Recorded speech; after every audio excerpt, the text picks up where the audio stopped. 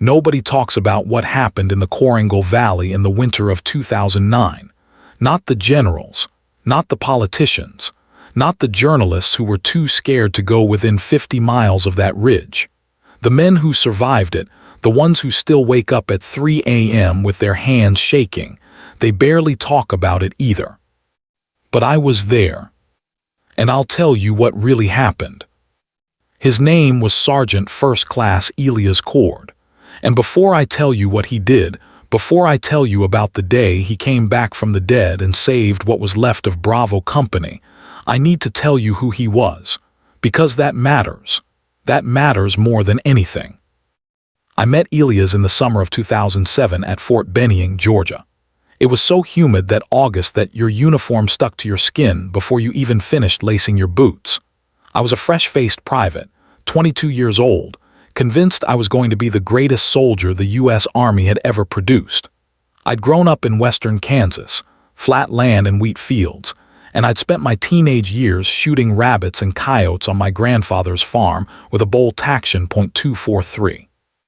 I could put a round through a tin can at 300 yards before I was 15. So I thought I knew something about shooting. Then I met Elias Cord. He wasn't what you pictured when you thought of a legendary sniper. No square jaw, no movie star build. He was average height, maybe 5'10", with sandy brown hair that always looked like it needed a cut and eyes the color of old denim. He was quiet. Not the dramatic, brooding quiet of someone performing mystery, just genuinely, naturally quiet. Like a man who'd spent so much time alone in the field that silence had become his natural state. He was 34 years old, already a legend, though you'd never know it talking to him. I first saw him on the range at Benning. He was there running qualifications with a group of Rangers from 3rd Battalion, and the whole time he was shooting, he wasn't doing anything flashy. Slow, deliberate, each movement like he had all the time in the world. By the time I wandered over to see his target sheet, my mouth dropped open. He'd grouped every single round within a circle you could cover with a quarter, at 800 yards. I said something stupid like "That's incredible." He looked at me with those flat blue eyes and said, "No, that's just practice." That was Elias Cord. By 2008, I'd been assigned to Bravo Company, 1st Battalion, 75th Ranger Regiment. We'd done one rotation to Iraq already, nothing glamorous, mostly cordon and search operations in the suburbs of Mosul, and we were back stateside, training hard, when word came down that we were heading to Afghanistan, specifically to the Kunar province, specifically to a forward operating base called Fob Blessing, which sat in a valley so surrounded by mountains it felt less like a military installation, and less like a base, and more like the bottom of a well. Elias was assigned to us as our primary sniper for the deployment. I still remember the day he showed up at our barracks with a single duffel bag and his rifle case. Our platoon sergeant, a hard-edged staff sergeant named Decker, who I genuinely believed was made of concrete and bad decisions, walked up to him and said, "I heard you're the best shot in the regiment." Elias set his bag down carefully. "I've had good days," he said. Decker stared at him for a moment, then nodded once, which from Decker was basically a standing ovation. We flew into Bagram in late October. The mountains came up out of the clouds as we descended, and they hit you, I mean physically hit you, the first time you saw them from the air. Just enormous. Dark and jagged and indifferent in a way that American landscapes never quite managed. This was old land, ancient land, land that had been swallowing armies for 3,000 years and hadn't gotten tired of it yet. Fob Blessing was everything the name was not. It was cold, it was cramped, and the first night I was there I woke up at 2 a.m. to the sound of outgoing artillery that rattled my teeth in my skull. By morning, one of the guys from the unit we were replacing told me to get used to it. "They hit us most nights," he said, matter-of-factly, "the way you discuss weather." Elias didn't seem bothered by any of it. He spent the first 3 days on the fob studying maps. Not digital maps on a tablet, actual topographic paper maps, spread out on a table, which he studied with a magnifying glass and a red-filtered flashlight. I'd catch him in there at midnight, 2 in the morning, tracing ridgelines with his finger, memorizing elevation changes, writing small numbers in a notebook in a handwriting so precise it looked mechanical. "What are you doing?" I asked him once. He didn't look up, learning the ground. I didn't understand what he meant then. I would later. The first 6 weeks of the deployment were manageable. Patrols, checkpoint operations, some intelligence gathering. We made contact with insurgents 3 times, brief, violent engagements that lasted minutes and left us all shaking with adrenaline for hours. Elias worked from overwatch positions, and twice he made shots in those engagements that I still find difficult to believe when I think about them. Once at just over a kilometer, through a notch in a rock formation, hitting a target that I hadn't even been able to see clearly with my scope. He never talked about his shots. Some snipers keep a running count, wear their numbers like a badge. Elias didn't. When the shooting was done and the dust settled, he came back to the group and started cleaning his rifle. That was it. But December changed everything. December 14th, 2009. I know the date because I wrote it in my journal that night, and I've never stopped writing it every year since. Not to celebrate it, just to remember. We'd gotten intelligence, and I'll say now that the word intelligence in that context was being used generously, that a high-value target was moving through a village called Kamdesh, a cluster of stone buildings perched on a slope like something a child had stacked there carelessly. The plan was straightforward. 2 elements, one to clear the village, one to hold the high ground on the eastern ridge. Elias would be on the ridge with a 2-man team. His spotter, a corporal named Vasquez, and a radio operator, Private First Class Toomey, who was 20 years old and from Louisiana and made terrible jokes that nobody laughed at but everybody liked anyway. The rest of us, 14 Rangers, including myself, Lieutenant Hargrove and Sergeant Decker, would push into the village from the west. We moved out at 300.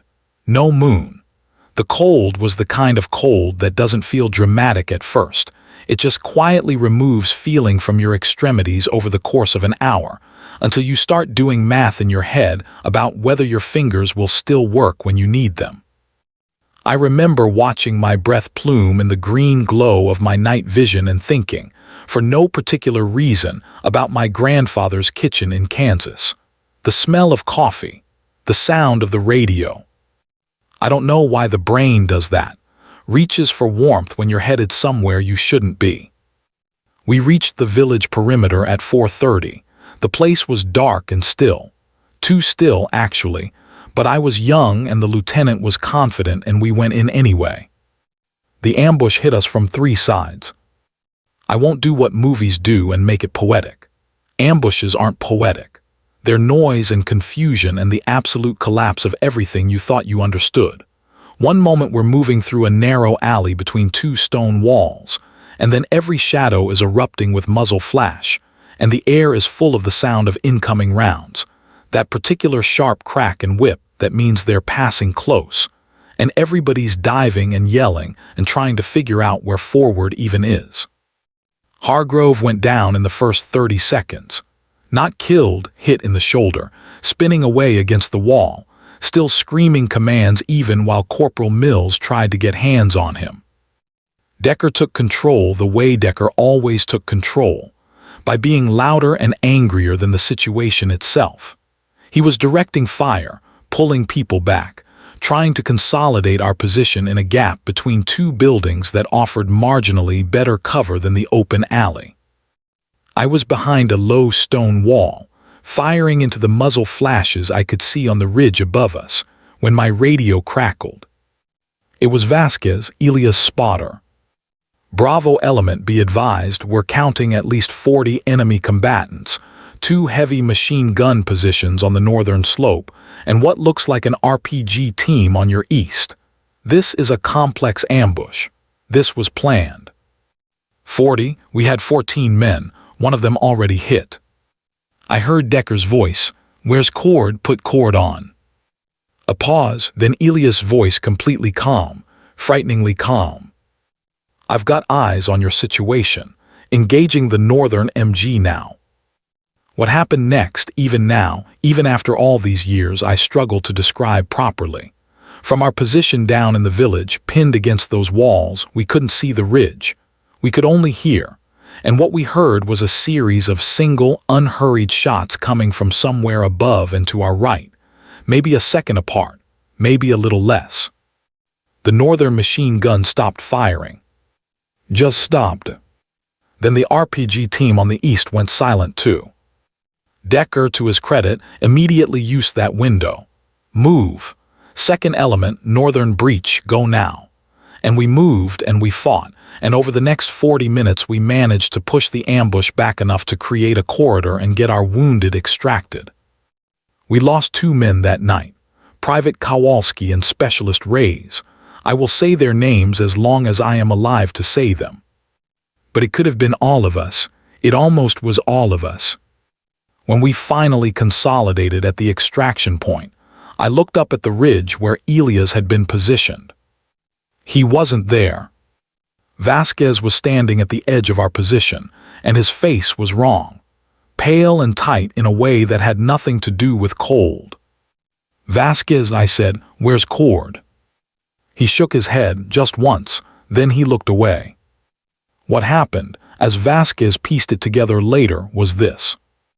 At some point during the engagement, after Elias had neutralized the machine gun positions and the RPG team, a secondary element of insurgents, a group nobody had intelligence about, a group that should not have been there, had flanked up the backside of the eastern ridge. They'd hit Elias' position from behind. Vasquez and Toomey had managed to break contact and fall back. Elias had stayed on the gun, covering their withdrawal. Then the radio went dead. Vasquez had gone back up the ridge 3 hours later when it was light enough to see. He found blood on the rocks. He found Elias' spotter log, carefully placed under a stone, its pages still dry. He found shell casings, dozens of them, arranged by the force of Elias' last firing position. He did not find Elias. The official Army report, filed 6 days later, listed Sergeant First Class Elias Cord as missing in action, presumed killed. His file was closed. His family, a sister in Montana, parents who were both already gone, was notified. And the war moved on, the way wars always do, indifferent as those mountains. I finished the deployment. I came home. I left the Army. I got a job and then another job, and I got married and we had a daughter, and I tried very hard not to think about the Coringal Valley, and I was mostly unsuccessful. Elias Cord was dead. Everybody said so. I almost believed it. Almost. 4 years is a long time. Long enough that the edges of a thing soften. Long enough that you can almost put it in a room in your head, close the door, and get through most days without opening it. Almost. I worked as a land surveyor for a company out of Denver. It wasn't what I'd imagined for myself, but the work made sense to me, moving through terrain, reading elevation, understanding the shape of the ground. I think Elias would have appreciated the irony of that. Learning the ground, he'd said. Turned out that's all I knew how to do anymore. My wife Carla never asked me directly about Afghanistan. She had a way of knowing when to leave things alone that I've always admired in her and was occasionally terrified by. She could tell, some mornings, when it had been a bad night, when the Coringal had come back through the door I'd tried to keep shut, and on those mornings she just made extra coffee and put on the radio and let the kitchen fill with ordinary sound. That was enough. That was more than I deserved, probably. The other guys from Bravo Company scattered, the way soldiers scatter when it's done. Decker got out and went back to Mississippi and opened a bait shop. Mills became a firefighter in Phoenix. Vasquez, Elias' spotter, I heard he'd re-enlisted, gone back for 2 more rotations, and then got out quietly and moved to New Mexico. I had a phone number for him, but I didn't call it. I think we both understood that talking meant remembering clearly, and neither of us was ready for that. Toomey, the radio operator, the one with the bad jokes, He came back from Afghanistan and went to college on the GI Bill and got a degree in civil engineering. I know because he found me on Facebook in 2011 and sent me a photo of himself in a graduation cap, grinning that enormous Louisiana grin of his. I cried for about 10 minutes after I saw it. Didn't tell Carla why. And then there was the sister, Elia's sister. Her name was Ruth, and she lived outside of Missoula in a house she'd inherited from their parents, with 40 acres of timber and a border collie named Hayes. She and I had never met. I didn't even know she existed until I looked Elia's up once, late at night. The kind of late-night internet searching that nothing good ever comes from. But I found an old profile, and then threw that a community page for families of MIA soldiers, and Ruth had posted there once. A short paragraph that was so carefully written and so completely devastating that I closed my laptop and sat in the dark for a long time. She wrote, "My brother was a precise man. He believed in doing things exactly right, and he believed in the people he served with. I don't know where he is, but I know he would not want me to stop looking." I wrote her a letter, on actual paper which I hadn't done since high school. I told her I had served with her brother. I told her what kind of man he was. I told her about watching him on the range at Bennying, the quarter-sized group at 800 yards, and what he'd said after. "That's just practice." She wrote back. We started writing. Not emails, actual letters, exchanged every few months, handwritten and mailed the old-fashioned way. I'm not sure why, it just felt right, like it would have been too easy otherwise, like Elia's deserved the effort. The Army had given Elia's up. That was the honest truth of it. The MIA designation was a formal acknowledgement that they didn't know and didn't expect to know. The theater had moved on. The intelligence priorities had shifted. There were newer crises, newer hills, newer boys being sent to them. But there were people who hadn't given up. One of them was a retired intelligence officer named Harold Finch, not his real name, which he never gave me, who had spent 22 years running assets in Central Asia and had a very specific set of connections that no longer showed up on any official organizational chart. He contacted Ruth in the spring of 2012 through a channel I still don't fully understand, and he told her something that the Army had not. He told her that there were reports, fragmentary and unconfirmed, of an American prisoner in a location near the Pakistan border. A man who matched Elia's physical description. A man who had been reported at various times dead, then alive, then transferred, then disappeared again. The kind of reports that generated exactly zero official action because they were too unstable to act on and too politically complicated to pursue. Ruth told me about Finch in one of her letters, underlined twice, which she never did. I drove to Missoula the following month. I want to describe Ruth Cord, because she matters, and because I think about her sometimes when people talk about quiet strength, which is a phrase everyone uses and almost nobody means correctly. She was 41 years old when I met her. Brown hair, shorter than Elia's, with those same flat blue eyes that her brother had, the eyes that looked like they were measuring distance when they looked at you. She was steady in a way that was almost unsettling. She'd been living with the weight of not knowing for 3 years, and she carried it without drama, without performance, without any of the visible grief you might expect. She just lived. She kept her land. She took care of her dog and her timber, and she wrote careful letters, and she did not stop. Finch came to her house that weekend too. He was somewhere in his 60s, white-haired and compact, with hands that looked like they'd done physical work for decades. He drank Ruth's coffee without commenting on it, which told me he was a man who accepted what he was given, and then he spread a series of printed photographs on the kitchen table. Grainy, satellite imagery, some of it from what looked like a handheld camera at distance. He said, "There is a compound in the Bajor district. It's been used by at least 3 separate groups over the past 4 years, and the intelligence community has had passing interest in it for reasons unrelated to your brother. What they haven't prioritized is this." He put his finger on one of the photographs, A courtyard, partially shaded, a figure sitting against a wall. The resolution was terrible, but the posture, the way the figure held themselves, the particular way the head was inclined, something in my chest went cold and then warm again in the span of about 2 heartbeats. I looked at Ruth. She was already looking at me.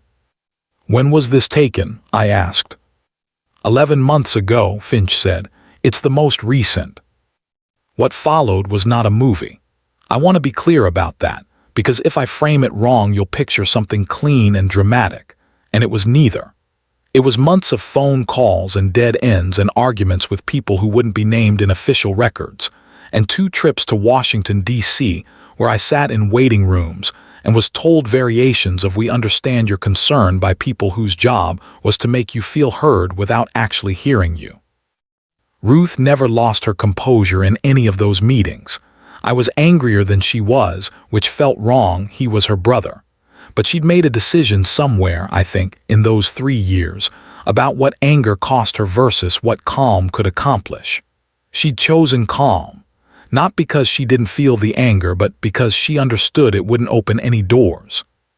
Finch worked his channels.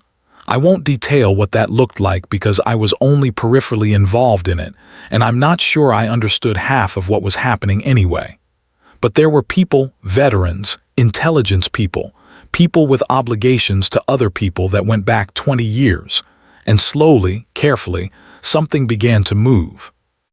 In November of 2013, 4 years and 11 months after Sergeant First Class Elias Cord had been listed as missing in action, presumed dead, a small and entirely unofficial operation was conducted in the Bajaur district of Pakistan. I was not on that operation. I want to make that clear. I was in Denver in my living room, sitting next to Carla, who didn't know what I was waiting for but knew enough to sit beside me anyway. My phone rang at 4:17 in the morning. It was Ruth. She didn't say anything for a moment. Then she said very quietly, "They found him." I said, "Is he?"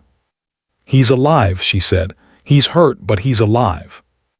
I put the phone down on the couch and I put my face in my hands. Carla put her arm around me and didn't ask anything, and I sat there for a long time, shaking in a way that had nothing to do with cold. Elias had been held for 4 years and 11 months. What he had endured during that time, I won't try to lay it out in clinical detail because I don't have the right to, and because some of it he's never fully told anyone, including Ruth. What I can tell you is what Ruth told me over the course of the following months. Careful pieces of the picture passed between us in letters, and one long evening sitting on her porch in Missoula with coffee and the timber dark around us. He'd been wounded when they took him. Badly. He'd spent weeks in a state that should have killed him and probably would have. Had someone, the reason for this is still unclear, possibly a prisoner exchange consideration, possibly something else, hadn't decided to keep him alive. He'd been moved several times. He'd existed in conditions I'm not going to describe. But here is what Ruth told me that I keep coming back to. He had stayed sharp. Not in a dramatic, I will escape way, not like something from a film, but in the way that was simply Elias. Quiet, precise, purposeful. He'd maintained his mind.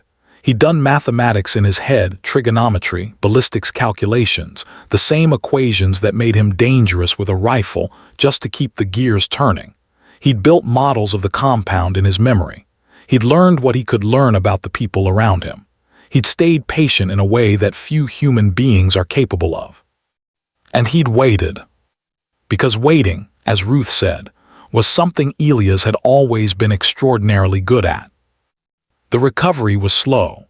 Long surgeries, physical therapy, months at a military medical facility, then a VA program, then Ruth's house in Missoula, where Hayes the border collie appointed himself guardian and refused to sleep anywhere but at the foot of Elias' bed.